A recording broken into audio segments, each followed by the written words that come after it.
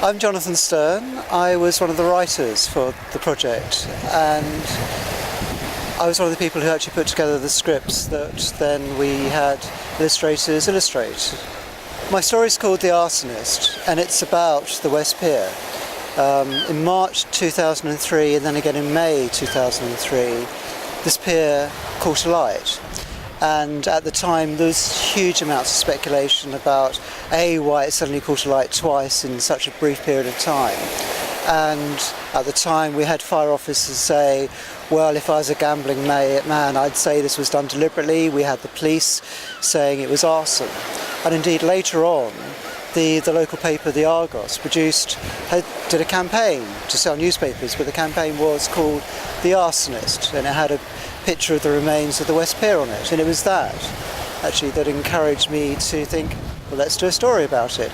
It's a mystery. It's one of the biggest mysteries of Brighton in the last decade, or more than a decade, and it just seemed a really good opportunity to dig a bit, to try and investigate what actually happened, or try to find out as best we could what happened.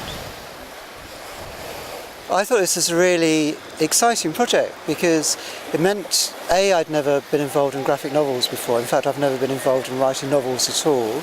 But I did used to be a journalist at one point. So I thought this was really fascinating because it was about Brighton. Everybody had to do a story about Brighton. It's somewhere I've lived for 15 years and have been very fascinated by its history.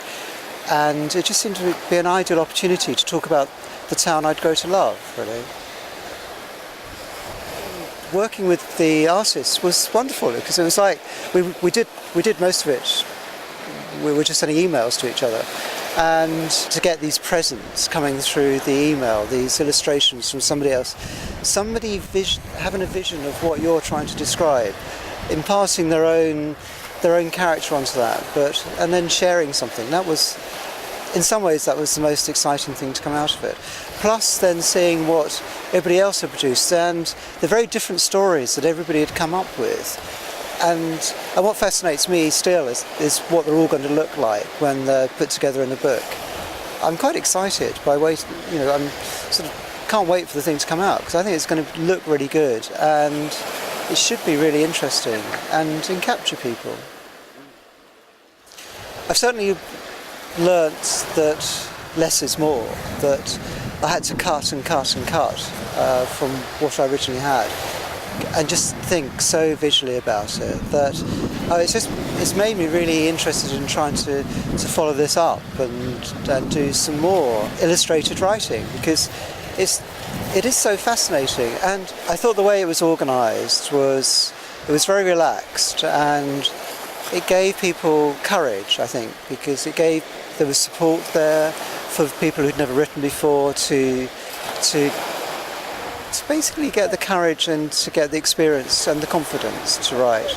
And indeed the same for illustrators as well. And it brought different groups of people together. It brought us all together. In some ways, getting together people even more often was one thing that I'd have suggested we did more of. But on the whole, I think this has been a really fascinating project and I've been really proud to be part of it.